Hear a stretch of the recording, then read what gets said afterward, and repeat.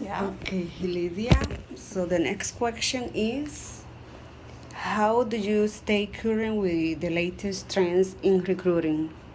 So really, in order to stay current, it's a matter of researching the trends and finding out what you can do to stay relevant. We like to go to job fairs and see what other companies are doing. Sometimes the little giveaways, that's something, they'll come up with something unique. Like I remember seeing Frisbees one time not too long ago, and they were the kind that you roll and fold up. So those are easy things that we could implement here. Not every recruiting strategy is going to be along the lines of what we need to implement, but there has been a significant increase as far as the use of social media in recruiting. We have an Exchange Facebook page here on Joint Base Lewis McChord, and we often use that to advertise the different positions that we have open. So definitely social media is increasing, and I expect it will continue to increase. Okay. How many people were you responsible for hiring at your last job? So presently at Joint Base Lewis McChord, we are looking to fill 14 positions internally and 28 positions externally. In my last position, where I was responsible for hiring, my personal record was hiring and onboarding 50 individuals for the for seasonal help at the call center at Dallas headquarters. Okay.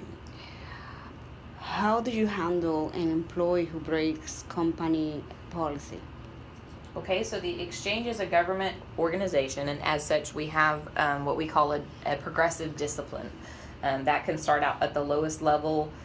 It can be just a conversation, it could be a documented conversation. We've got written reprimand, suspension, several different layers of suspension, and then separation. So there's a wide variety that we try to match the offense with the appropriate disciplinary action as a response to that. The initiation of disciplinary action is generally handled by the management team. If it's something that might involve theft or dishonesty, then usually loss prevention gets involved, and they go through an interview process. Once again, documentation is so important. I tell my managers that all the time, because if it's not documented, it doesn't exist and we can't prove it. So the documentation is really what can make or break a disciplinary action. Okay. Tell me about an effective employee recognition program works. How do you know is effective?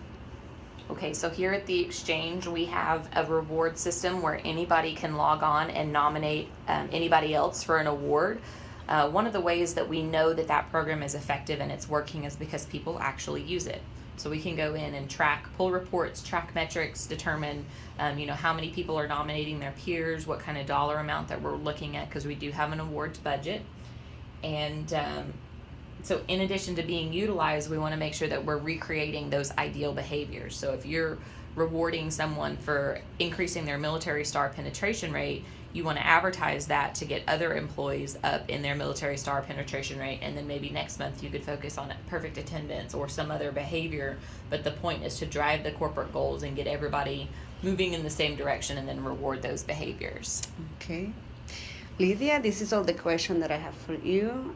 Thank you so much to letting me do this interview. Absolutely. Have a good day. You too. Thank you.